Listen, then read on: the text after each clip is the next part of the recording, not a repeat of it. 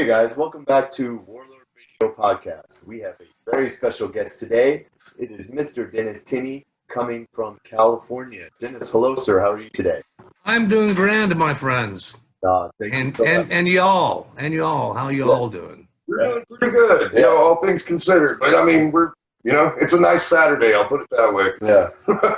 It's hot out here, and it's and all the counties around me are on fire. I was about to say, where exactly in California are you? Just area.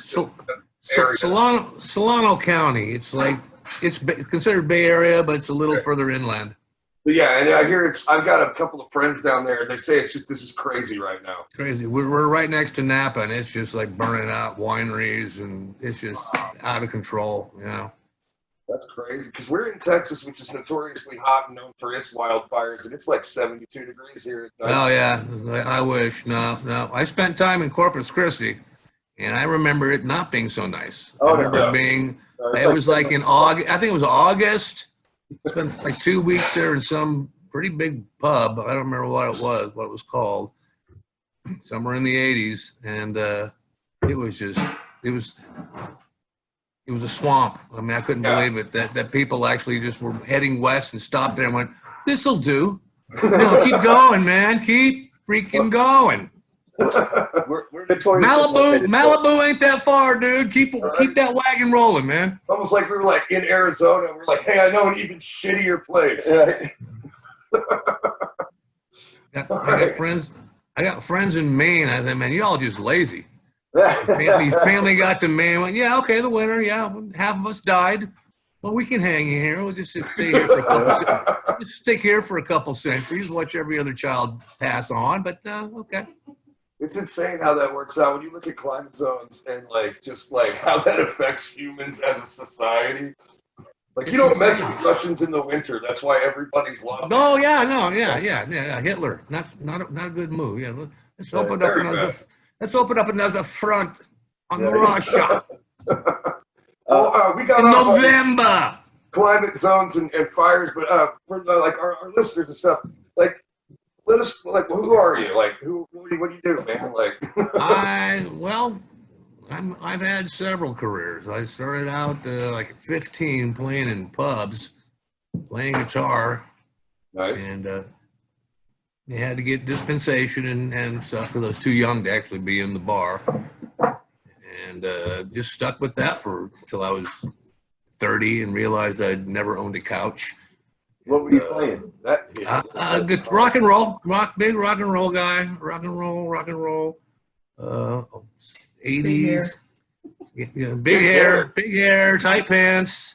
Nice. Yeah, weighing about what I weigh now, which is like 135, and skinny, tall. So were you mainly rhythm guitar or lead guitar? Lead, rhythm, piano, keys, multi-talented here. Just I got it all covered. I can even play drums for like one song, and then I'm just out of wind. Then it's time for a cigarette. What was the name of one or two of your longest running bands?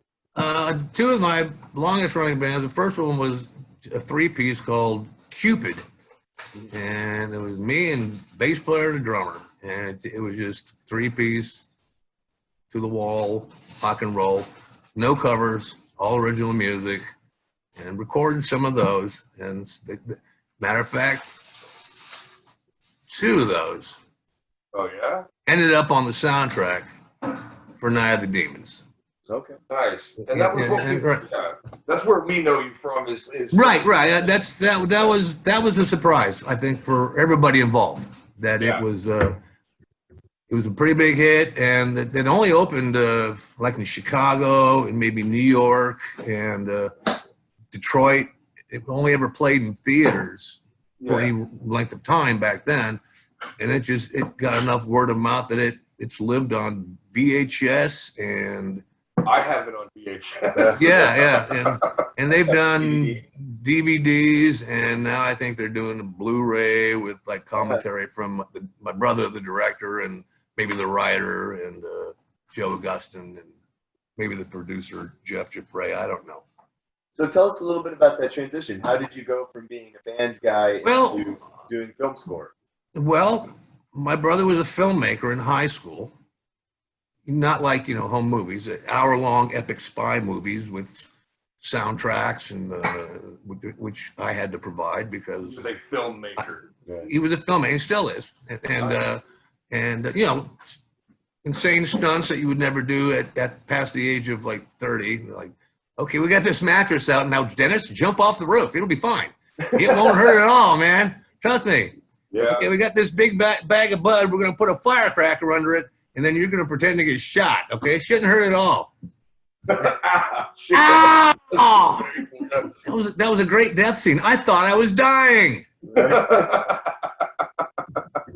So, and then he went to college to film school, USC, and he still wanted original music for his film. So he would like send me videotapes, and I'd write something like on a 4-track Fostex cassette. Just very low tech. Yeah. Send it back to him, and he'd cut it into his film. And then then other filmmakers were going, "Oh, how do you get original music?" Well, my brother. So all of a sudden, I got other guys in film school sending me their stuff. So I need this music for a scene like this. So I'd write something, record it, and send it down. And then Kevin got out of USC, had this chance to make this script that he was. I'm on the road all over the place at this time. Yeah. I don't know. I don't even know where the hell I am. And he gets he has a script called Ouija, which gets picked up by this production company. They weren't even a production company. It was a friend of his from college who wanted to be a producer who worked for a gold broker, Walter Johnston. And Kevin and that sounds so shady, man. Yeah, I know. Yeah. Kevin and Jeffrey convinced Walter that if he could sell ingots and sell gold to people over the phone, why couldn't he sell pieces of a movie? And he was like, "Oh," he was a big film buff. Okay. So they picked up this script called Ouija and raised $1.5 million over the phone and made the movie. Got threatened by Parker Brothers to get shut down and sued, and that's good. And so they had to change the name to Witchboard as opposed to nice. Ouija. So, and it was picked up by Sam Goldwyn Company. It was number 6 in the country for 6 weeks. So back in God knows what freaking year that was, and so I guess somewhere in the 80s. Yeah, I've heard. It's kind of a blur. It was the 80s. You guys may be a little too young to really recall it. I was born in '85. Yeah. Okay. Well, you missed it, my friend. You missed it. I did miss it, and I caught the backlash. Yeah. It was. Wow. My question is, you like went to film school? Did you like go to college as a musician, or? I went to a local college. My brother went to local college right here, Solano Junior College, for 2 years. Transferred to USC. I was in the same footsteps. I went and got two AA degrees in 2 years, which is pretty good. And I got one in music and philosophy. And my dad was just like, "What the hell are you going to do with that? You got 2 degrees, music and philosophy. You got to move out at some point." I don't know. Well, and then I meant to go to apply for like Berkeley School of Music or whatever, but I got into a band and started traveling the world, and 12 years later, it was just like I'm still rocking and rolling. So as far as I never went back to school, never got a BA or anything. Nice. Well, as far as your band life went, like who were some of your major influences on guitar? Oh my goodness, man! The early ones were like probably guys you're not even all that hep to is like maybe Johnny Winter, one of my big Johnny Winter, heroes. Yeah. Ronnie Montrose.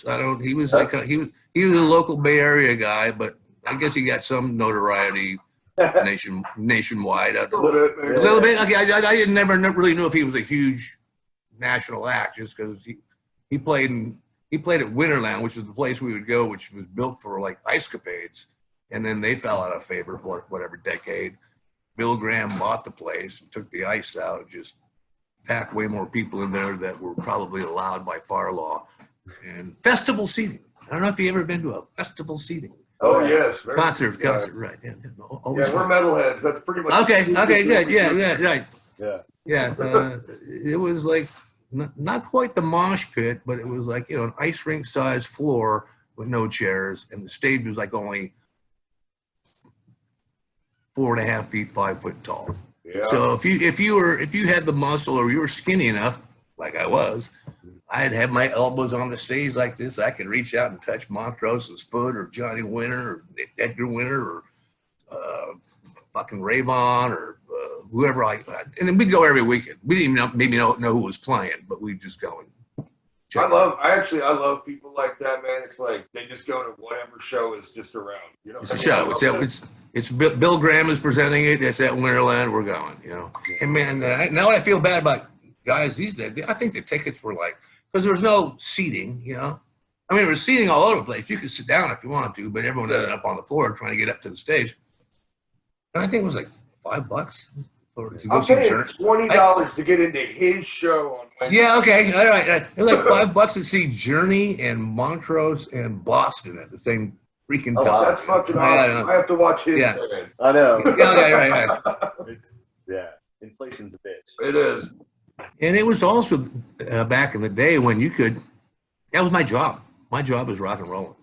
5 nights a week, 4 hours a night, 20 hours a week. I was probably making $400 or $500 a week in 1981. Nice. Which doesn't sound like a whole lot of money now. No, it does. No, take it back. I didn't have to get it. I never worked, when I was playing rock and roll, and got to travel, and that was the cool part. Yeah. Been to Japan doing it, Alaska. That's been my favorite part of doing it. Is just like how much of the world I've actually gotten to see because of music at this point. Oh, insane. Got tied up with this chick named Stephanie, who was a local gal out of Sacramento, and she was just a local chick, as far as I know.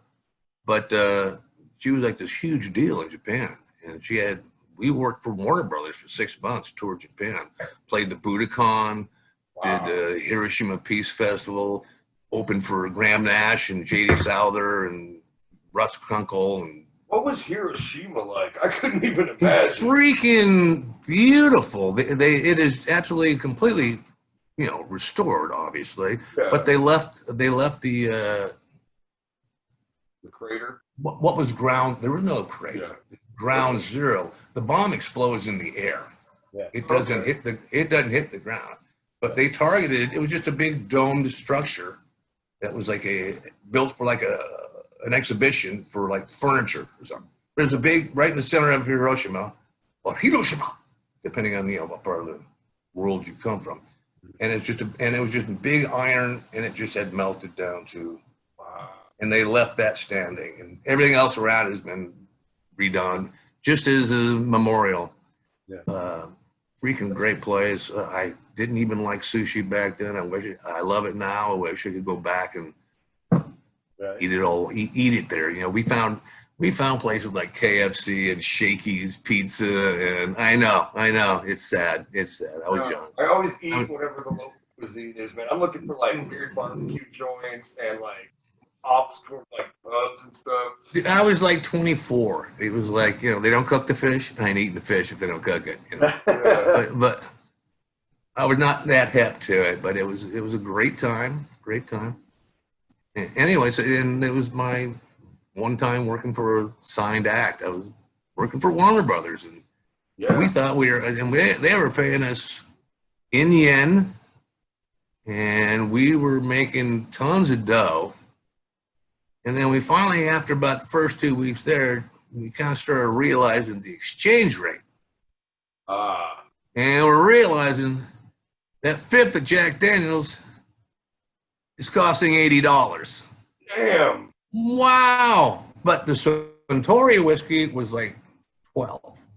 So I became a Suntory whiskey fan.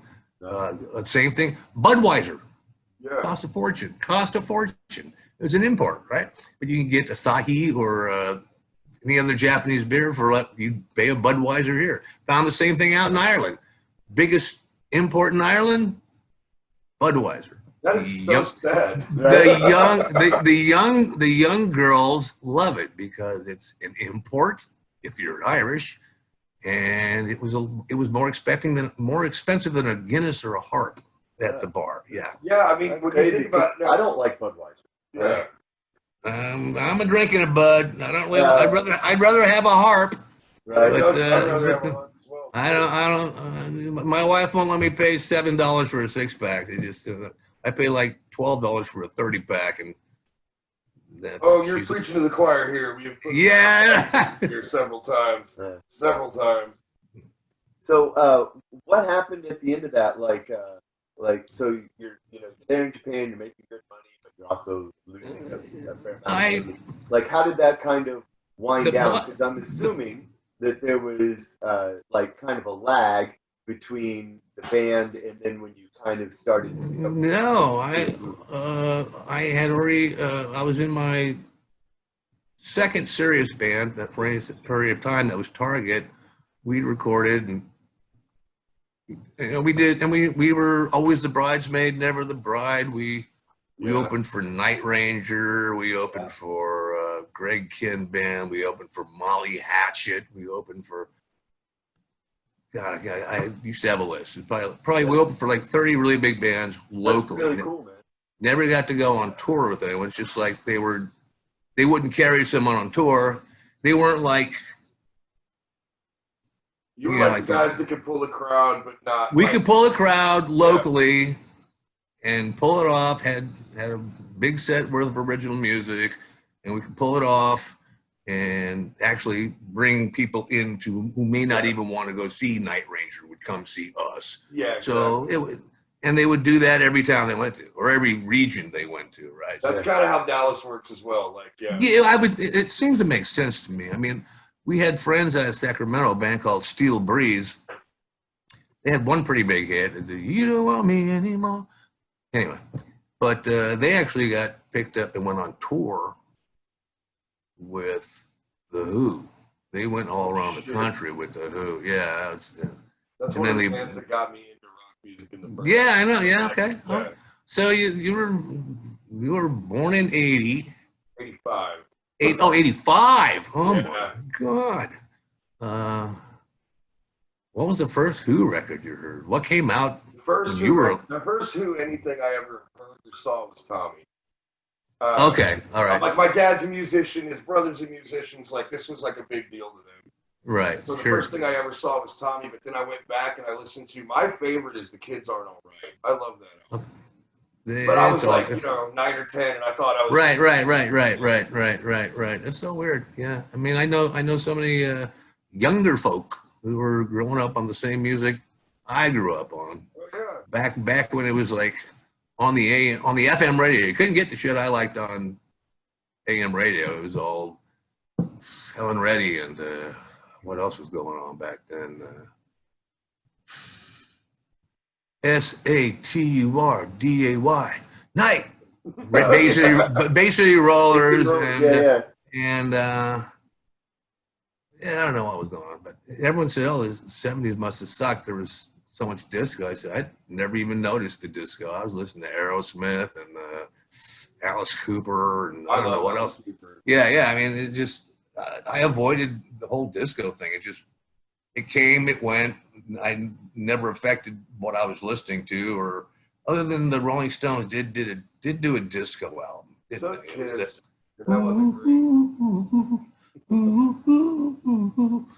Okay. I don't know. Toss that one. Good. There was this disco dude named Boney M that does that Rasputin song. Okay. And I still love that song. Like, I think that shit, even the disco version's badass. There's been like a ton of covers of it, but the disco version. I'm not aware of it. I don't think so. Yeah. Okay. It's a wild tune, man. Yeah. There was one dude with an afro, and he doesn't do shit but sing the hook, and then he has these 3 women with him that sing the entire song. Okay. But it's like his band, but they do all the work. It's really crazy. Yeah, it's kind of Probably the way to do it. Kind of a Milli Vanilli kind of thing. Just get the chicks to do all. Yeah, just get the chicks to do all the work, and you stand there when everybody dance now. Exactly. Huge hit. The guy rapping it was like okay, but the chick singing was like okay. I was very much present for Milli Vanilli. I was right at the age where I thought Milli Vanilli was awesome because I was like 7.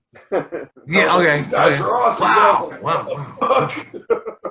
Were they that late? So that would be 90s. early 90s? Did they come in that late? I thought they were older than that, but I could be wrong. I don't know.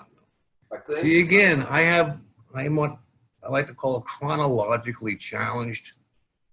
Fair. Because from like, I don't know, mid 70s to 93, it's kind of a wash. I give anybody that lived through the 80s a pass on chronologic. Yeah, I mean, just if, a lot of the scrap, I said, I don't remember that. People show me pictures. Oh yeah, I guess I was there. And I wasn't a big druggie or like that. It was just kind of a rapid lifestyle, Yeah. Especially life on the road. Oh, we spent a lot of time on the road. Our manager, Scott Welsh, who actually went on to manage Alyssa Morissette. What's her name? Oh, Alanis Morissette. Alanis Morissette. He won a Grammy, that fucker. Oh no, that chick, dude. Yeah. She put out this fucking album in middle school, and we all came to school the next day, and our girlfriends all broke up with us. And fuck Alanis Morissette. But he had a lot of connections across the western states, and he'd get us from we never have to drive more than 400 miles between cities, and we'd go from Sacramento, stops to Bakersfield, LA, Vegas, down into Flagstaff, down into Yuma. What a shithole. Yuma, Arizona. Yeah. Wow. See, I've been to Flagstaff. I lived in Flagstaff for a bit. I've never been to Yuma. Wow. Flagstaff was a nice little controversial statement. Yeah. Nice little college town and really pretty. But when we first got there, they had I can't remember the name of half the pubs, bars, clubs we played at. I don't remember this one. But it was nice. But they had a promotion called Drink and Drown, where you would buy a beer in like a red Solo cup, and you'd put your name on it, and you'd spend too much for that first beer, but it was an unending cup. You could just go back and get beer. Oh, we do a Yuletide for the next 4 hours while the band was on. That lasted 2 nights. So many freaking fights and people. You stole my cup. That bitch stole my cup.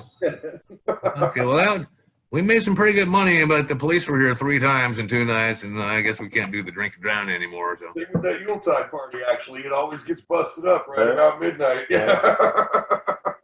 It was crazy. So when you guys were traveling, were you in a van, or did you have a bus, or? In Japan, we had what I refer to as a splendiferous tour bus. Had a chandelier, slept 8, fit 30 people in the seats. It sounded just like it was like a Willie Nelson tour bus. It was just huge and refitted Greyhound. That was nice. And the other nice part, I've never had to lift a piece of gear my entire time in Japan, other than my guitar. And some other bastard would tune it for me before I even got there. So I was like, okay, I could see this. I used to complain about being on the road when we were schlepping around in a cargo van and a truck with the gear in it. But no, I went into Japan and they had roadies and crew, and we didn't have to set up anything or lift anything. And it was like, okay, I'm starting to think that Bon Jovi's full of shit. That his life on the road ain't all that bad. And Journey, yeah. Life on the road without you. Fuck you, man. You don't do nothing. You get up and sing. Drop the mic. Walk out of there. How are we doing on the 30? I'm sorry to interrupt you. Don't worry. Okay, cool. All right, we might have to switch our memory card over here in a little little bit, but we'll Switch what? This out. You have a memory card in this fucking camera. I don't know. It's all technical. They do that shit. Oh, okay, yeah, no, yeah. If, I completely understand. You're recording. It's like, you know, video takes up a lot of space. Yeah, it's all. Damn. So let me ask another question. So after, how long was Cupid together? First off, Cupid was together for 3 years, 4 years, maybe, from about maybe the time I was like 18, 19, 20. Yeah, maybe 22. And then I had a chance to go with this lounge act.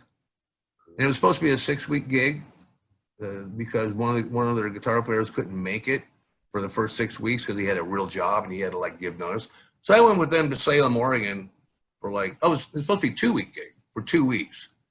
And then the band members fell in love with me, and I really liked them. I mean, it was silly. It really was lounge music. Yeah, I actually did. But they were being paid. They were giving me like $7 a week, and I'm like, they said, well, we really don't like the other guy. No, the other guy was coming, but they didn't like the guy they had, the singer. They said, you sing as good as him, and you play guitar, and you play piano. So they fired their singer and kept me on, and then the other guitar player joined us, and then we did 6 months in Alaska. We went to Juneau, Sitka, and Anchorage, and that was a lot of fun. So, and then I got a call from my boys back in Sax saying the band Target, which was a really, really popular band in my neighborhood, they said they're looking to upgrade. They want a different piano player / guitar player, and I talked them into like auditioning you, flew back, auditioned, got the gig. Felt bad for Cupid because I was only supposed to be gone for 2 weeks and I was supposed to come back and continue. That was a really good opportunity with this band called Target, which was before the Superstore. So it sounds like a really stupid name now. It sounded like a pretty stupid name then, but after Target opened, it sounded like a really stupid name. Yeah, I can see how that would sandbag you. Yeah. You just kind of like remember that diet drug called AIDS, Right.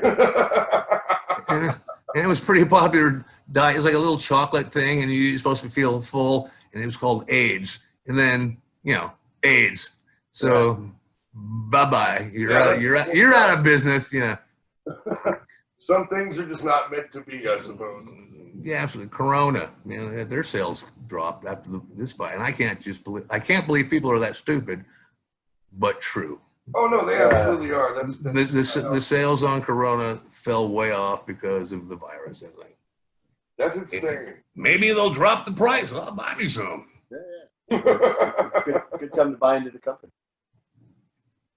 So after when Target, Bobby, the singer, very good singer in Target, he decided he was going to go solo. He wanted just to like be a solo guy. Yeah. That's great. I had my brother working. They were raising money for Witchboard. I just went from that band, went straight to LA, got a job in the art department on the set because Sarah Burdick, the set decorator, signer, I'm not sure what they call them. PA, you know what PA is on a film? Yeah. It's a gopher. It's a grunt, right? You're utilitarian. Somebody needs something, your hands are empty, you're doing it. Doesn't matter who that is. It's any head of department, any carpenter, any set dresser, any prop man, any grip, any gaffer. They need anything done. You don't have something in your hands, that's your job now. Right. Yeah. But it was very entertaining. I mean, I learned a lot about. I made a lot of movies with my brother in high school, and he always did it pretty professionally. Even on 8 Super 8 cameras and not enough lighting and that kind of crap. But he always shot it the way you should shoot a film. Shoot a master, go for the inserts, get the close-ups. I was working in the art department because I needed a job. I wasn't making any money. I was living with my brother. He was happy I got a job. And I knew the art director, Sarah Burdick. And once again, your job was anything that needed to be done. Like if you were a master carpenter, you didn't have anything in your hands. You were making coffee. Right. Yeah, exactly. I was the guy. I was the nobody who would answer the phone on set. And here's an interesting story. Who did I get a call from all the time? He said his name was Frank, but he was a broadcaster named O.J. Simpson. What? Yeah, and he was looking for Tawny Katane, who was the star of the motion picture. I'm very well aware who Tawny Katane is. I'm old enough to know who Tawny Katane is. Okay, and he'd be like, I'd say, set, and it'd be O.J. Simpson going, yeah, can I talk to Tawny? This is Frank. And I'm like, yeah, okay, Frank, let me go get her for you. And I'd go track her down, or if she was on set, and I'd have to come back and say, Frank? Yeah. OJ talking to me. She's on the set right now. She's working on a scene. Okay, I'll try later. All right, Frank, can I take a number? No, I'll call it. Okay. So I talked to Frank quite a bit.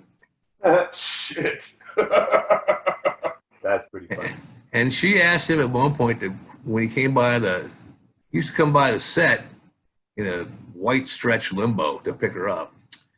And she asked him to please not be so ostentatious, so he would show up in a black stretch limo. Well, I mean. And his wife was pregnant at the time. And I saw, completely unrelated, but I saw him, OJ, and Nicole sitting in front of me in a movie theater. I didn't know what movie we were watching, but she was like out to here pregnant. And, yeah. And he was sneaking around with Tawny. Look, I don't know the guy personally, but I doubt we get along in real life. Right. I'm just saying. Yeah. And just as an aside, years later, I worked on a TV show called First and 10 for HBO. I wasn't the composer, but I knew the composer, and he wanted more of a rock and roll kind of thing, but he was just a piano player. So I played all the guitar on that series. Paths cross, funny things happen, you know. So anyway, then they wrapped the film. They asked me to do the score because Mom said he had to. My brother's mom said Kevin had to hire me to do the score. So I did the score. Right. And once again, it was a really low budget production, even though it was like $1.5 million. That was because there were so many brokers working. I mean, they raised $1.5 million. I don't know how much the actual budget was, because you know how brokers work. Like someone sells you $100 something in a brokerage firm, that's your $100 ain't going somewhere. $30 is getting dropped off at the brokerage. Yeah, I was about to say about right. Maybe 50. I don't know how it works. But they mixed it in mono. It was but it still did well. I don't know. Yeah. This was the early 80s, mid 84 or something. I don't know. Oh, I know which Again. one. Yeah. No, it's. Yeah. Oh, yeah. I don't really remember what year that was either. Yeah. And then after that, I went back and got in another band and ended up touring Japan. Then came back, and there was Night of the Demons. And they had the same producers. They had done a couple other films in the interim, but they didn't do so well. So they came back to Kevin to direct Night of the Demons, and they had a lot more money for that one. I mean, I think the Steve Johnson, the special effects guy, he spent a shitload of money just on, not even in his time, but in the actual prosthetic makeup, and it was a very big budget for the makeup effects. And again, but that one, I never set foot on that set. You just recorded everything in a studio. It was after the fact, right? They shot the whole thing. They cut it up. They had a test screening, and it was like, holy! That movie freaked me out. With half the shots were in black and white, scratched up work print.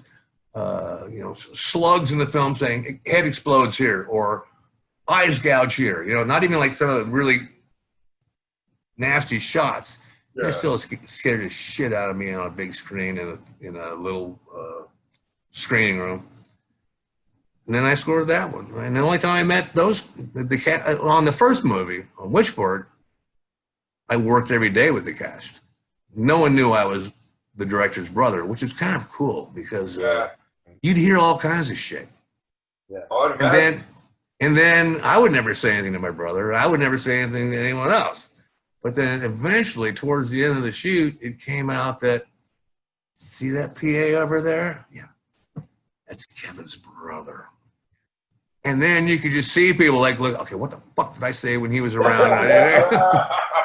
Like, oh, shit, did I say that? Oh, I said, I told people. I had people even come to me and say, I was saying, I said, never mentioned it, never would. Dude, that's my brother. I've said way worse shit. Yeah, he's my brother, man. I tried to break his arm on half a dozen occasions. Come on.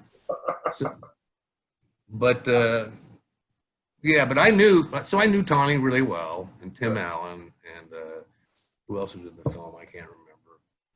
Oh, and Jim Quinn, the guy. If you ever seen Wishboard, have you seen it? You've seen it. Yeah. There's a guy, kind of a half Asian guy, Floyd. He gets smushed in like the second reel by a bunch of sheetrock. Yeah. That was our high school buddy Jim Quinn. He was in all the high school movies with us, and he was half the time he was the guy jumping off the roof onto a mattress, spraining his elbow and that kind of shit. I was in my 20s and not giving a flying fuck about how much. Yeah, you did. No, I'd say mostly we were freaking teenagers, and I'm playing the super, and I always had a big role in his movies because I lived in the room next door. Yeah. And he could just come in and, hey, come on, we're going. I'm sleeping here. No, I work till 2 a.m. I'm playing rock. Get up, we're going out, and this is a scene where you blow up a car. Oh, okay, whatever. And he'd take us out in the middle of nowhere, and there'd be a car that looked like my friend's Mustang, but it wasn't really a Mustang, but he'd hand painted it blue, the same color, and we put tennis ball cans, like 4 of them, full of black powder inside this car, and wired them with solar igniters, to set off a rocket. Blew the fucking shit out of that thing, man. So it was all inside, all inside the car. Blew the windshield just completely out about 100 feet down the road. Now, did you guys have like experienced pyrotechnicians, or did you guys just blow up a car? We just blew shit up. No, we didn't. No. We had like a car battery, solar igniters, and just shitloads of black powder. I was really hoping you were going to say that. No, we had no fucking idea. We might have been responsible for some early California wildfires. Don't know. Allegedly. Right? And we had a bunch of pistols from, oddly enough, our friends' parents. And we would make blanks. You take the bullet out, because it's hard to find blanks. You take the bullet out yourself, and you still get a nice smoke off of it. I actually had a film where we had to use there's a specific kind of gun now that fires blanks. You know what I mean? And you have to buy like the whole rig, and it's actually more expensive than a gun. Yeah. Well, I think ever since The Crow, I think it is by law now on set you can't have like an actual gun. The actual barrel is like, it's open enough so if you're looking at it like down here, it looks like it's an open barrel, but you got to have a plug in it like that. Like basically solid steel or something, right? Yeah, I think you're right. Since The Crow happened, The Crow, and that was actually a blank, but it was just too close. The wad was packed too tight, and it killed him. It was just a piece of paper, basically killed him. It's amazing what propulsion will do to a human body. Yeah, I know that. So what happened? So Night of the Demons, at the time, was it a pretty big hit, or did it kind of take until VHS that it caught on?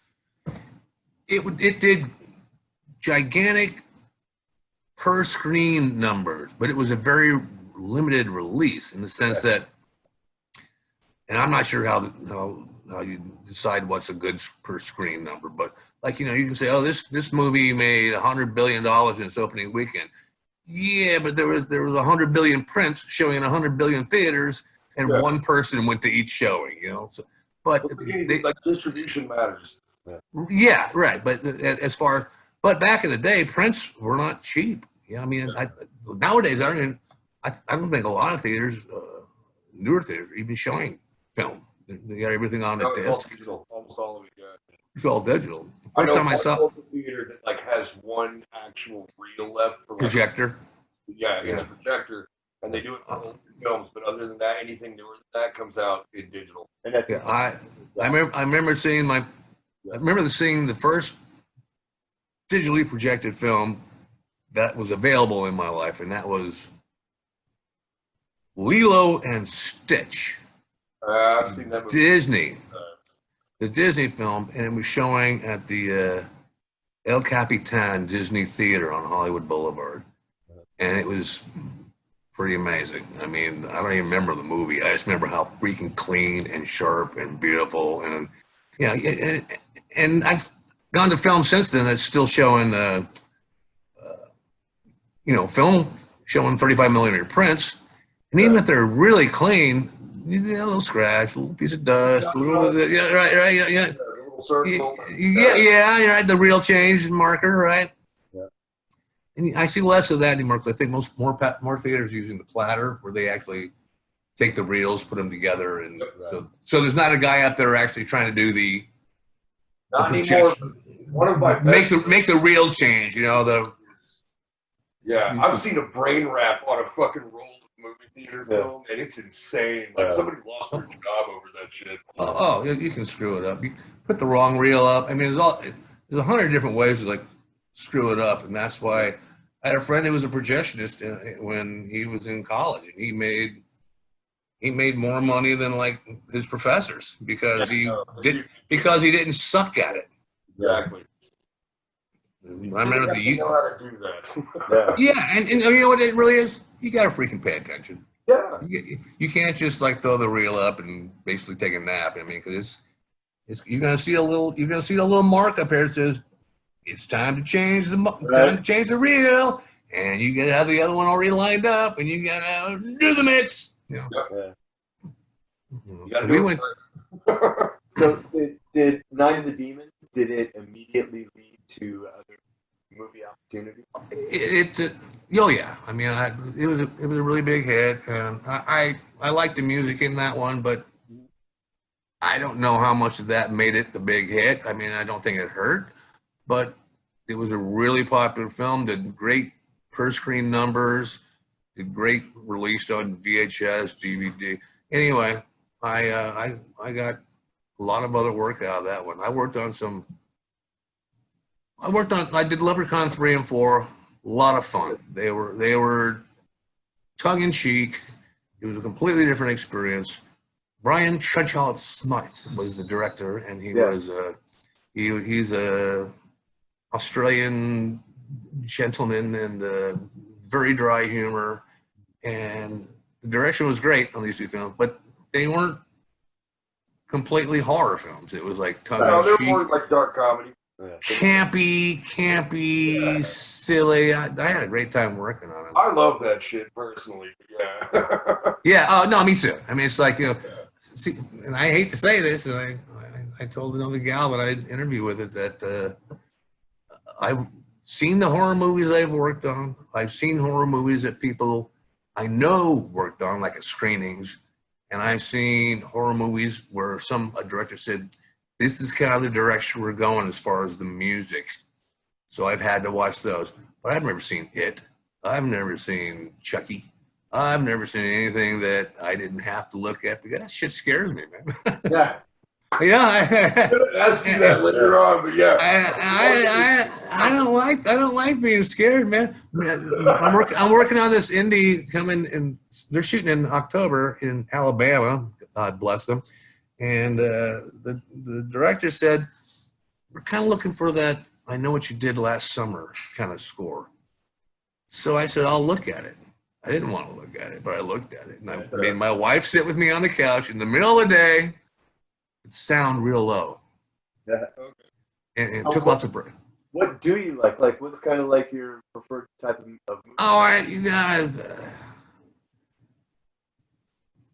I loved all the Marvel movies. I like anything Scorsese touches. I love Marvel movies, and I love Scorsese flicks too. Like, I like horror from all that stuff, man. Like, yeah. I like the horror movies I work on because they don't scare me. Because I get to see them. Naked, with slugs and scratched dailies, and just they don't look right. They're maybe not even color time. So every time it changes from one scene to another scene, within the same scene, one shot, this guy's blue, this guy's red. Just it kind of like just makes you realize I am watching a freaking piece of fantasy. This is not real. Building a haunted. Man, after you get the sound effects in and the music and all the dialogue's cleaned up and all that shit, and some movies are freaking scary, man. I don't like it. I'm a scaredy cat. That's awesome, man. So one of my favorite scores that you did is for Prophecy. I did not see. Now that is a that is a distinction I'm going to bestow upon us. Yes. Thank you. So I did the source music. I did not do the score. The score that was done by. Let's see if it says on. I'm sorry to laugh at you with the posters right behind you. I love that you're looking at it. Yeah.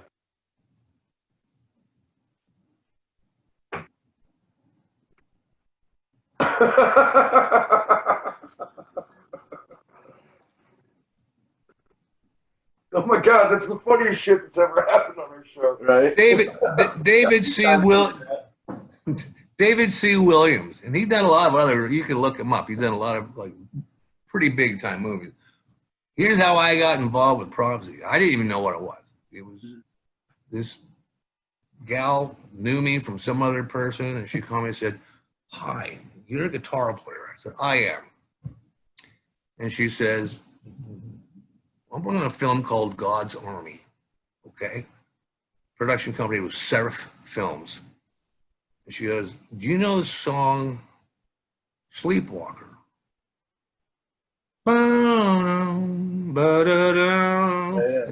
Slide guitar.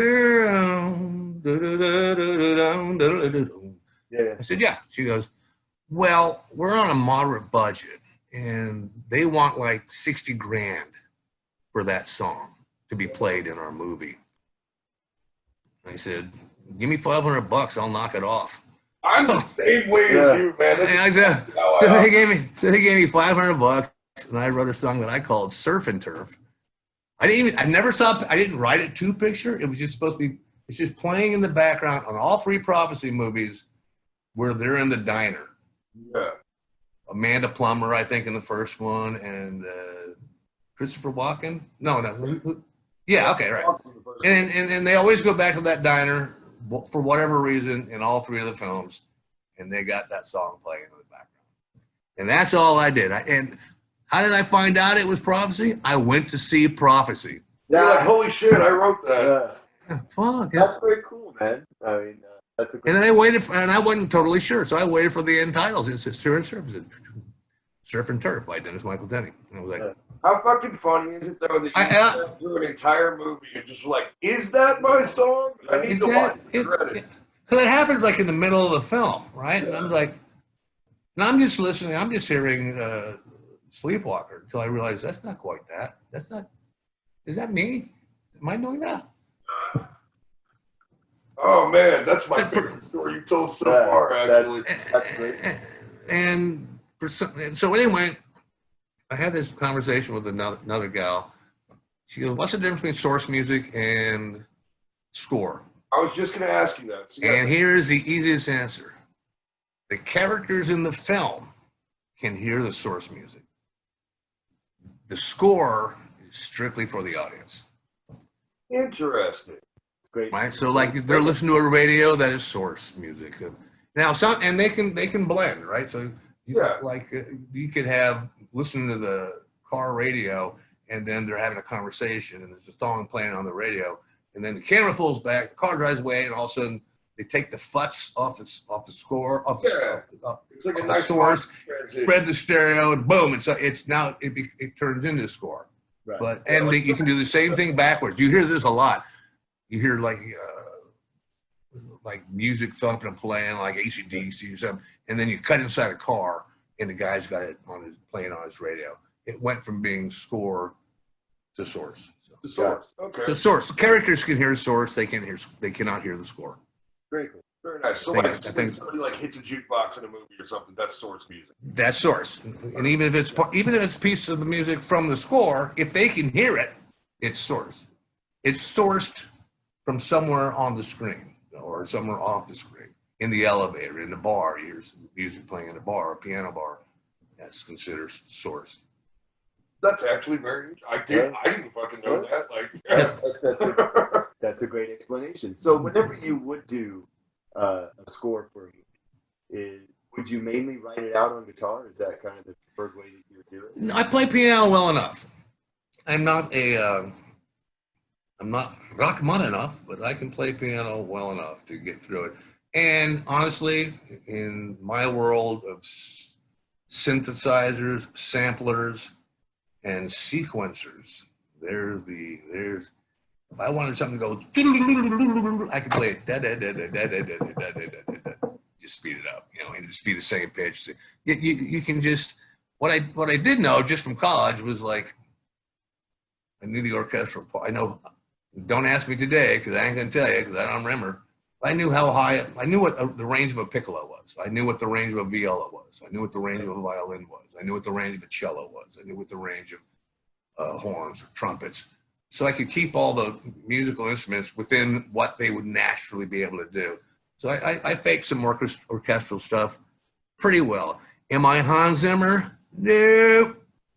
If you've ever seen, you can look him up online. They got photos of his rig. Yeah. It's like a first floor of a home, just reaching synthesizers and samplers and. Same thing with like Tangerine Dream. Yeah. What they do that was really cool was that Sorcerer, William Friedkin. Yeah. That was some creepy. I read a story about that, filming that scene with the trucks going over the bridge, and they dropped like 3 trucks in the ocean, into the river there. Yeah. Yeah, he tells a lot of great stories about that movie. When it released at the same time as a little movie called Star Wars. What? Say that again? I said he talked about it because that was kind of his third epic of the 70s, right? It's like he had come right off the back-to-back of the French Connection and then the Exorcist. And then Right. He did Sorcerer, and Sorcerer was his biggest movie at the time. It was the most budget that he had gotten major studio. It's most budget because they went way over on more than. Okay, we'll give you some more. And then like a week later, I'm out of the money. Can I get some more of the money? So he literally released 1 week separate from Star Wars, and it just got completely buried. I wasn't there, but could you imagine like being any movie that released the week that Star Wars released? Well, when did the first Star Wars come out? 77. 77. I saw that in the theater, and it was probably one of the first films I saw in stereo, even in a surround theater, and it was just 424. It was left, center, right, surround. No separate subwoofer, and that sounded so much better than what I was used to. Yeah. I love that movie, and then the Empire Strikes Back, and then I kind of lost interest after that. And then when the 4, 5, 6, 1, then the ones that came out were just like actors on a green screen for like 2 hours. It didn't work for me so much, That's actually what I love about, especially like what I love about B movies, and then like the earlier Star Wars movies and shit like the Labyrinth, the Dark Crystal. They used a shitload of practical effects. Yeah, stuff that organic. Like you can reach out and touch them. It was. I know Star Wars purists who were pissed at Lucas for cleaning up some of the practical effects on like Star Wars Episode 4. That he went back and like made the sand scooters look a little bit less cheesy and put in a Jabba the Hutt scene that was CGI'd. And I love the practical effects because they're tangible. You can touch them. Yeah. And for whatever reason also, and I don't know why this is, you got like a big scary monster and it's actually in the room, like Evil Dead, and I mean, really, it's real. I mean, it's obviously not real, but it's really there. And compared to like trying to scare me with the CGI thing, just I don't know. Yeah. Maybe it'll get better to the point where it looks exactly the same to me, but I don't know. The problem is I've done a little bit of mocap shit, and it's hard to be in the moment. And I actually I really credit actors that could do this. But it's hard to be in the moment when you are wearing green pajamas with fucking sensor balls all over you. Yeah. String. Yeah, it's got to be weird. It's got to be weird. Well, I admire screen actors at all in general because, and I've talked to people who say, well, why didn't they do that? Because this already happened. No, you don't understand. The first day on set might be the heroine's death scene, and the actor who just met her 20 minutes ago has to cry like a pussy because he loves this woman through the entire film. You got to know your script and where your arc is and where you, not like a stage play, you walk out, scene one, act one, scene one, boom. Act one, scene two, act one, scene three. They just shoot that shit so far out of order because practicality, right? Leave that. Yeah. It's a big deal to move sets. I mean, okay, we're gonna wrap all this up, put it back in the truck, and go somewhere else.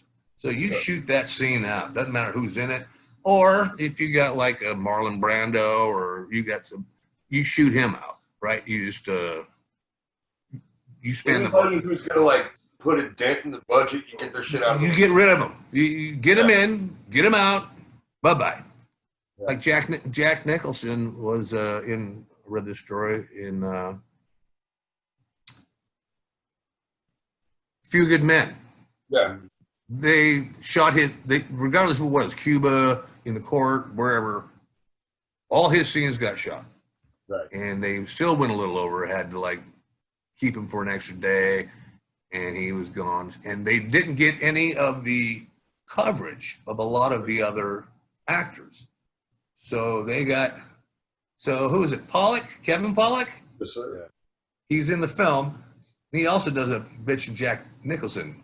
Kevin Pollak is amazing. He's very so Kevin Pollak would sit in the witness chair and read Nicholson's lines to the judge so he could react for his close-ups to someone who sounded just like Jack Nicholson. I thought that's that's cool. Yeah, that's hysterical. Yeah. So what do you think, what would you say was kind of your high point of your movie career?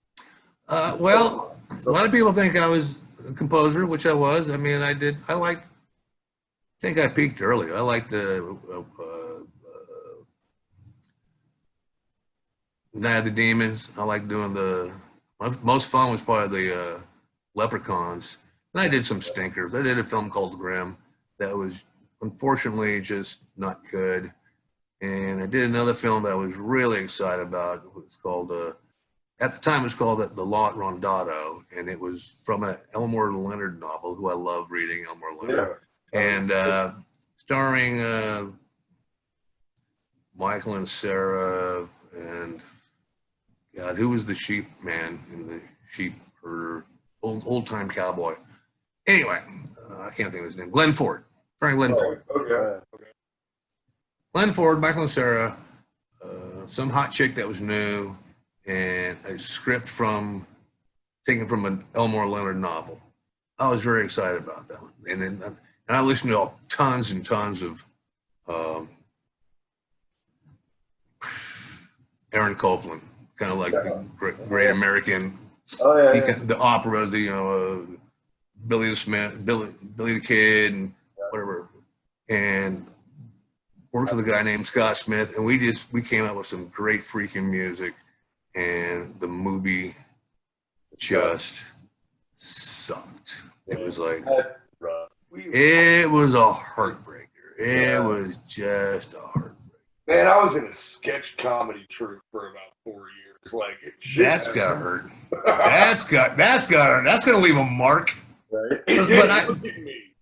But if you go to my IMDb page, I've scored like 12 or 13, 14 films. Yeah. I don't know. You got an impressive list. But I've done I posted, my company did all the post audio, dialogue editing, sound effects, Foley, ADR. You guys had to do even just the actual sound effects, like you said, Foley, yeah. Right. We did all that stuff. It's a hard job. I worked on it. Is, yeah. And I've done I did every aspect. I said in somewhere else that I did Foley. I watched Foley, recorded it, cut it. I was a mediator. I was a babysitter. It was my company, and some of my favorite things are films that I didn't write, didn't do any music for, but I got to meet James Caan and have a nice conversation with him, and I got to meet. God, I wrote them all down at one point. Yeah, it's hard when you're on the because everyone if you lived through the '80s. We don't hold you accountable for a timeline at all. that was through the '80s, through the '90s, and then right around 2000, 2002, it became the technologies just shot forward to the point where you could do everything I was doing in $1 million studio. You could do with a Mac. Well, and luckily we are kind of in your kitchen. Yeah. So we're the benefactors of that. So yeah. So big mix stage, 126 input console didn't impress anybody anymore. It was like, I can do this at home on my couch. You need, there's certain things, in my opinion, if you don't talk to somebody that's been doing this shit longer than you, then you stop learning. I've gleaned things that I'm going to work on my next project that you just said in the last half hour. I'm ripping my off immediately. Right. It's just experience, new technology and all of the resources at your fingertips is great, but without experience and actual practical knowledge, you have nothing. I understand this because I know that with the last picture I scored was a film I did with my brother called Brain Dead, and it was basically they shot in order to have a set going to bring people to get them to invest in the remake of, which I don't think turned out very good, of Night of the Demons. Not a sequel, but the remake, which was I saw it. It was fine. Yeah. It was obviously bigger budget, had bigger cast and all that stuff, but I don't know. I think it fell flat in a lot of places.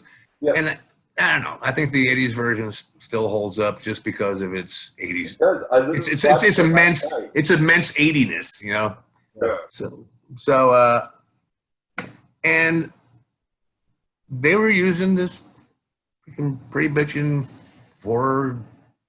5G HD something camera, which was only like this big, right? And I'm used to a fucking camera. Yeah, right. And but they hired a guy to be the DP who'd been working with real film for 20 years. He had a little assistant who understood the digital camera better than he did, but he did the lighting. And that was the first time I saw a film shot on digital in a screening, and I went, "That's fucking great." It doesn't look like I was expecting it to look like a videotape, like a soap opera, and it very grainy, very deep, It was the lenses and the DP and the knowledge from 100 years between all the people. Oh, that's involved. it. If you have somebody skilled behind the camera, they're going to make it look good. I mean, I always make the analogy. It's like a guitar player. You can give Hendrix a shitty combo amp. He's going to make it sound good. Right. Oh, sure. Yeah. I've known those guys. Or you can get some DAC off a $5,000 guitar setup, and it still sounds like ass. It's like shit. Yeah. Right. So it's the technology is yet but another tool, but a lot of people think that it's a tool for the job and have somebody that can operate the tool. You need someone with experience, and I know guys now are going out and spending $4,000 on a nice digital camera and thinking I'm just going to look. You need, Yeah. you're going to need about another 12 grand in a lighting package. That we just went through. We just dealt with that, so thank you very much for confirming all of that. I'm gonna Yeah, I mean, that portion of this episode. that's like, say, someone plays piano shitty, give them a $9 million Bergendorf 9-foot piano. They're still going to sound like shit. You know, I don't care how good the piano sounds. Yeah, so it's the same thing. If you don't got someone behind the camera with the eye and Okay, but say my budget for this film is $25, and I need a guy that can shoot really good footage on an iPhone. Right. I'm gonna go for. There are guys that shoot. Really oh, you can. I've seen stuff done on iPhone that is like that's way better than I would have thought it would look. I've done stupid videos on my iPhone just for some of my music, and you know I spent $300 on a lighting package, and I got some pretty decent shots. There's a song on my. I did it with a $125 sequencing program, a free video editor called Shotcut, and my iPhone 7, and something maybe $300 worth of LED lights. And I did a video called American Dream. You can look it up. It's on YouTube. YouTube, The Uncle Dennis Show. Go to YouTube and type in The Uncle Dennis Show and look for American Dream. I did not aware that existed, and you just got a new subscriber, my friend. All right.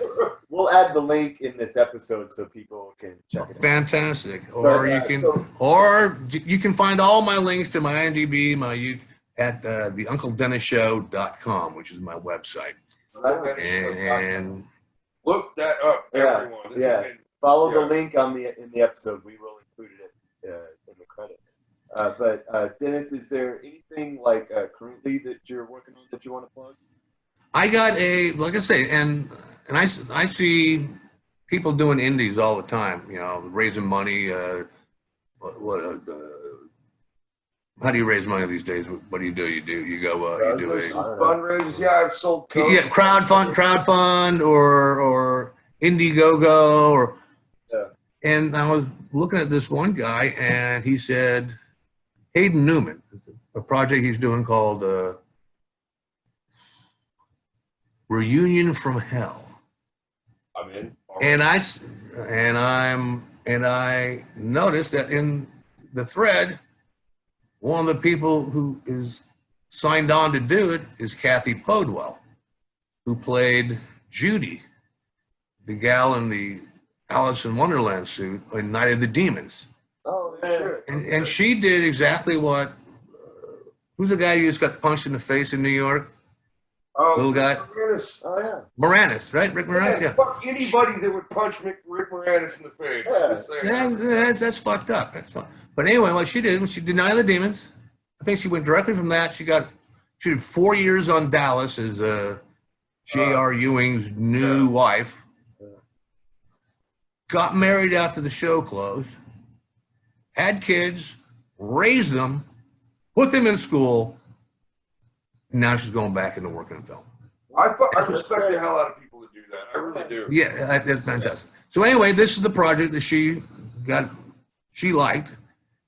So I called, or I texted, or whatever you do these days, and to the director, Hayden Newman, I said, Kathy Podwell really on this? And he said, yeah. So well, I'm Dennis. I did the music for her film, Night of the Living Dead, Night of the Demons.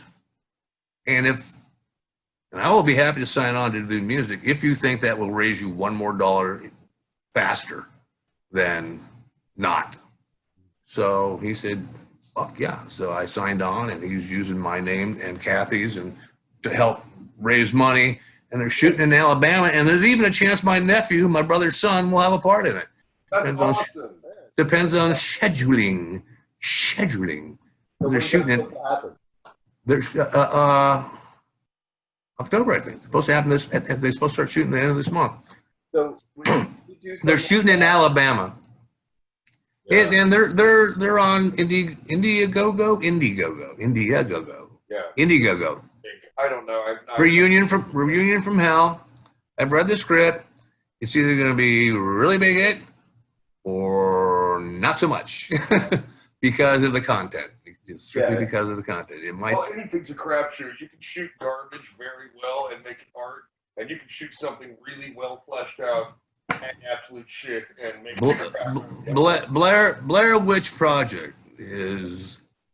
I don't know if that'll ever be recreated because it was really commando kind of filmmaking, and they really kind of pushed it as an actual true thing. And people bought that, so people went to see it. But I see it. I think that's funny because you remember when the original War of the Worlds came out? Like, that shit freaked people the fuck out because they thought it was real. Yeah. They actually had panic when Orson Welles did the radio program out of New York. Right, yeah. It wasn't even visuals. He just reporting it like the news, and people were like, "Oh." And it caused a national panic, though. Yeah. And Blair Witch, like, we were a little media savvy, but I like the marketing. Kidding. It's Orson here. I'm kidding. No Martians. Just kidding. Sorry. Dennis, thank you so much for your time. My pleasure, guys. Pleasure to talk to you, man. And we just greatly appreciate you giving us all these awesome stories about your rock and your movie background. My pleasure. I'd love to have you back on after the new movie drops. And, okay, that'd be great. I got your email, or whatever that is, message, your Facebooky thing. You sound like every girl that just said yes on a dating app to me right now. I'm kidding. I will keep you abreast of what's going on. Please. All right, guys. Thanks so much. We had a great time. Be very me too. safe. I know shit is crazy where you are right now. Please, man, be safe. We can't wait to talk to you again. Again, thank you so much.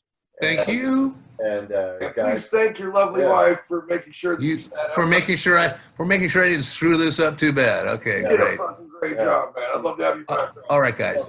Thanks a lot. This is Dennis Michael Tenney, and you're watching Warlord Radio Podcast.